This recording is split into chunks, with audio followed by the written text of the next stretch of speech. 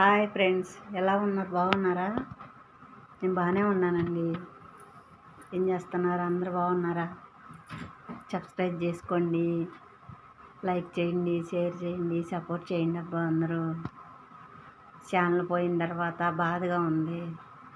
Support చేస్తారని కోరుకుంటున్నాను. ఇట్లు మీ పని టైం ఇంకు నాకు చదువు లేదని అందరూ ఎగతాళి చేస్తున్నారు.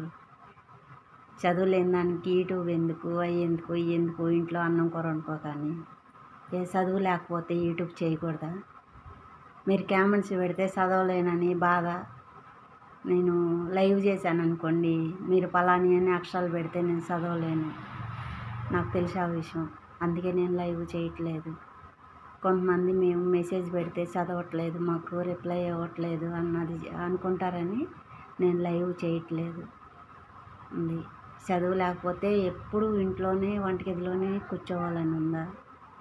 ఏదో చేద్దాంలే అనిపించి చేస్తున్నాం అనుకోండి, దానికి కూడా ఎగతాళిగా మాట్లాడమాకండి ఫ్రెండ్స్.